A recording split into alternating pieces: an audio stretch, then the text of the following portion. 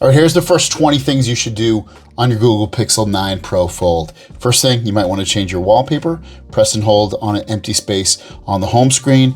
Go into Wallpaper and Style, and you can choose your wallpaper right here. Just click on More Wallpapers, and then you can do AI wallpaper or emoji workshop, or you can choose a wallpaper from your photos, or you can choose ones from right here very easily. So for instance, you want landscapes, tap on that, choose the landscape you want, and then all you're gonna do is hit set wallpaper and it will set it for you. But the AI one is pretty cool as well.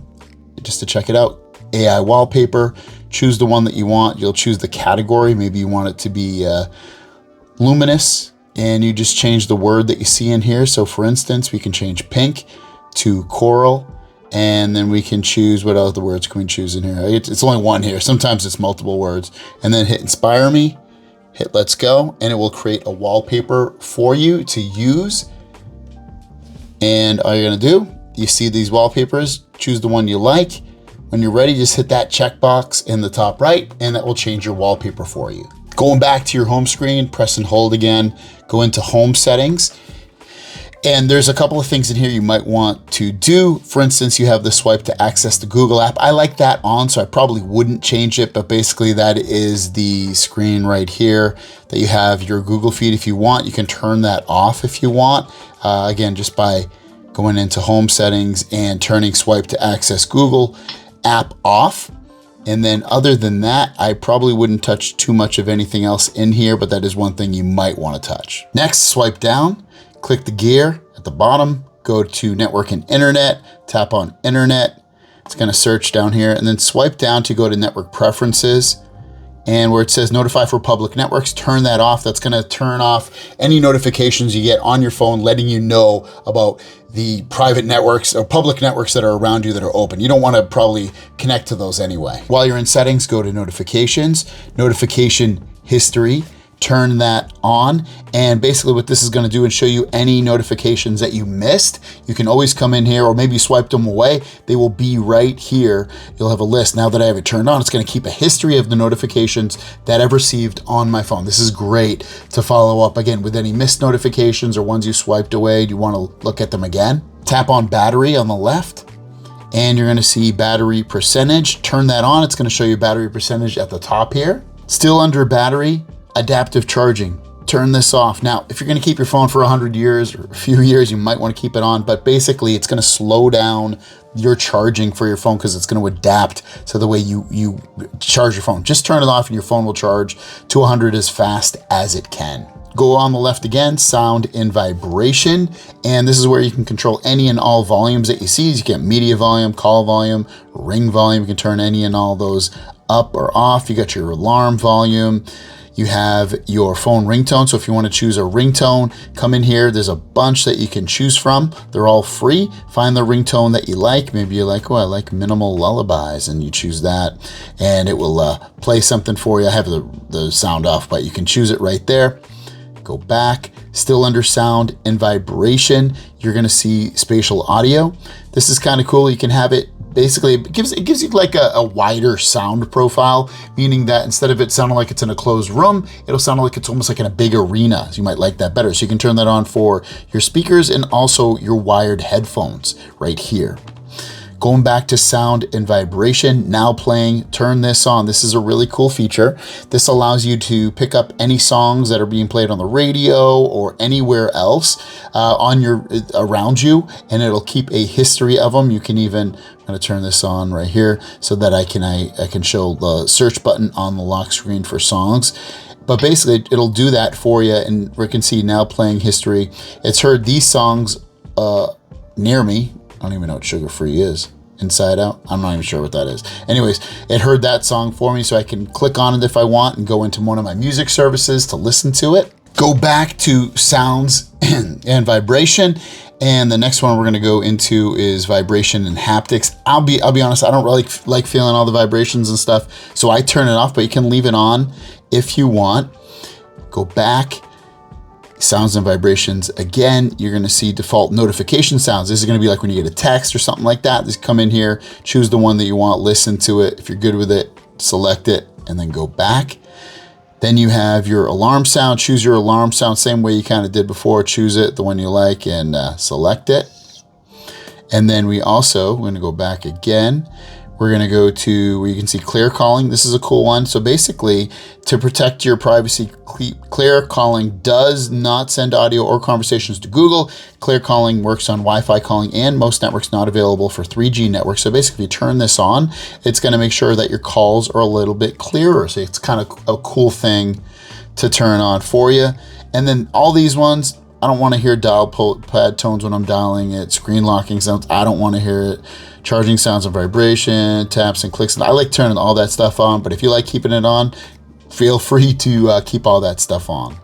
Next, go to display on the left here, and you want to go into lock screen and privacy. Show all notification content. I'm fine with that, but if you want to only show sensitive content only when unlocked, or don't show notifications at all, you have that ability.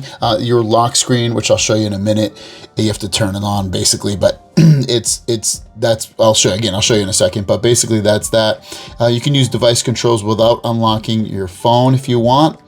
Shortcuts, it's going to show a little thing in here so you can press to go home, or you can even have a right shortcut. Maybe you wanted to open your camera or your flashlight. It's always a good one, right? Go back. And then also where we were on the lock screen, dynamic, always show time and info. I like showing that. Increased, it basically is going to use more battery life, but it's still cool to use. So if you have it off, it's not going to be there. Tap to check phone, lift to check phone. This is all for the lock screen, and this is the lock screen right here, showing you basically what's going on. You can have that turned off and it won't use as much battery, and if you want to show it, you could always tap it or something and it'll show it. So it's kind of helpful. Going back to the main screen of display, this is a cool one where it says continue using apps on the fold. Swipe up to continue. You can have it always, so when you close, if you have an app open and you close it, it'll show up on that smaller screen. Otherwise, you can have it do swipe up to continue or have it set to never. I have it swipe up to continue. So for instance, I'm just going to have my browser here. When I close the display, if I swipe up, it'll open up the browser window for me again. Otherwise, it would always do it if I did it, or you can have it never do that. So it's really dependent on what you want it to do. Continuing on the display, screen time, I'll change this to 2 minutes. You're going to be much happier with it, so your screen doesn't automatically turn off. But while you're in here, you're gonna see screen attention. Prevents your screen from turning off while you're looking at it. Turn that on. Again, it's more of an annoyance thing, so that if the camera sees your eyes, it's gonna keep the screen on for you. Much better. Dark theme, you can set this. I like having it on all the time, but you can set a schedule, turn it on at a custom time. Otherwise, I would just do it from sunrise to sunset, but I like mine dark all the time. Display size and text. This is a cool one. So you can increase the font size just by dragging that. Same thing with the display size, or make bold text on here. You also have your navigation mode. I have my gestures, but if you're used to those 3 buttons at the bottom, you can do that as well, depending upon, again, how you want to do it. And if you come into gesture navigation, you can also change how much you have to swipe over to do the back sensitivity or the right as well. Then we're gonna go down to where it says touch sensitivity. If you have a screensaver on, make sure you have this turned on where it says screen protector mode. It'll make your screen more sensitive. Also, you have adaptive touch, which means that the touch sensitivity will automatically adjust to your environment, activities, and screen protector. I just leave mine on. I haven't messed with it enough to really realize any difference with it. Next, go to security and privacy. Go down until you see device unlock. And this is where you can change your pattern lock or put a PIN code. Just tap on this. You also have fingerprint and face unlock. Come in here. And if you go into face unlock, you can add a face if you want. I already have one set up, so I I could otherwise just delete it. But basically, there's a couple things in here. Require eyes to be open. I would probably turn that on for this phone. Always require confirmation. When using Face Unlock and apps, always require confirmation step. I have that turned off. Skip lock screen. Definitely turn this on. So if you turn this on, when it unlocks with your face, it's automatically going to go to your home screen rather going to your lock screen, and you have to do another layer of unlocking. But if you wanted that on to be more secure, then be my guest on doing that. Go back though, and we're going to go to where it says fingerprint unlock, and you can add a fingerprint right here. Just say add fingerprint, or you can delete it. Touch to unlock on anytime. I turn that on, meaning that I can unlock my phone with my fingerprint no matter what. I don't have to turn the screen on or press the power button first. I can just place my finger anytime on this fingerprint and it will unlock my phone for me. It's just a better thing with these phones. So I would recommend turning that on. Safety and emergency on the left. This is where you can come in here and enter any and all of your medical information that might be, good for whatever you want to give, pregnancy status, organ donor, any of that stuff. You can also enter in emergency contacts, emergency SOS. You can turn this on. So basically, if you press the power button quickly 5 times or more, it'll send a text and your location to a person that you set it up with. So it can be quite helpful in those situations. Don't forget about satellite SOS. It basically, you can try a demo of it, but basically it will work when it can, but it's a free service with the phone. Same thing with car crash detection. You can turn it on or off, and it will work with you when it notices that if you got in a car crash. So any and all of this stuff you can mess with. I'm not going to go too deep into it, but you can also go into wireless emergency alerts. One thing I would turn off on here is test alerts. Turn that off, otherwise you don't really need to know when they're testing it. You'd really only want to know when there's actually a threat. Go down to system and then go into where it says the software updates. This is where you can check for software updates for your phone, and you definitely want to do this periodically in case it's not doing it for you. You can see I have a system update that it's preparing right now. I didn't even realize I had one. I had an update yesterday, and it looks like I have another one today. So I'll let that do its thing.